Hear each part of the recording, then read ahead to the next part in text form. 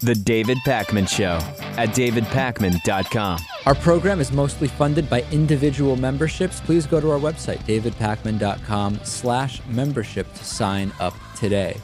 Another unfortunate story about a father shooting his son to death. Maybe that's not the right way to say it. Every time I say it that way, people get angry. They say he didn't shoot his son to death.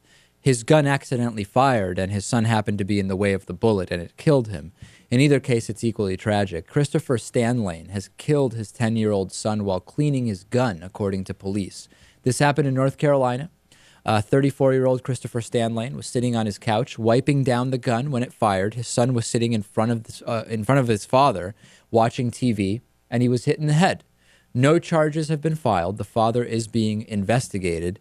Some say this is an accidental shooting. I've said before on this program, I kind of reject the notion of an accidental shooting. In other words, you either have a deliberate discharge of a firearm or a negligent discharge. If the gun fired and you did not intend to fire it, then that is a negligent discharge by any stretch of the imagination. It's very simple for me. Right. Really more, I would even go further to say an act of stupidity than an accident, right? I mean, if the gun is in fact loaded and pointed at someone and your finger is on the trigger, that's not really cleaning. It's called a shooting, right? I mean, you had a loaded gun and you fired it. You didn't think the gun was loaded. Well, that means you weren't a responsible gun owner.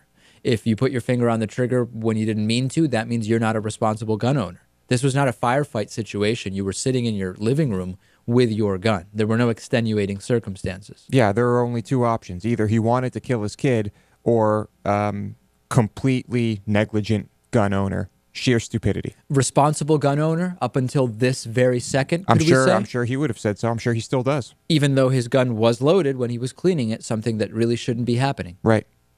He decided to clean his gun while sitting on the couch with his kid in front of him. Didn't check for bullets. Or did check and decided to clean it anyway, loaded, which is a huge mistake. Now, obviously, a mandatory gun safety class would have been useful here, but isn't this evidence that we need mandatory liability insurance? Nothing is going to bring his son back.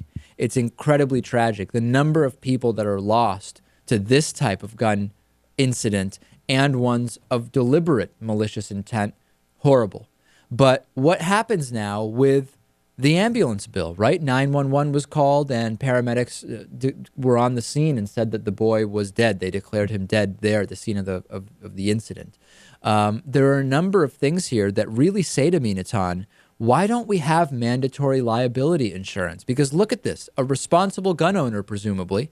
We now have a death, not a crime specifically. Why not liability insurance? Yeah, and it's kind of a shame because all the things that are being proposed, background checks, assault weapons bans, bans on the size of magazines, none of these things would have changed anything in this particular case and in any case like this. This just has to do with people, a lot of people having guns and not dealing with them in a logical, rational way. And the fact of the matter is the more guns you have, the more likely this is to happen. Just as from a sheer numbers perspective, right, Lewis? Of course, yeah.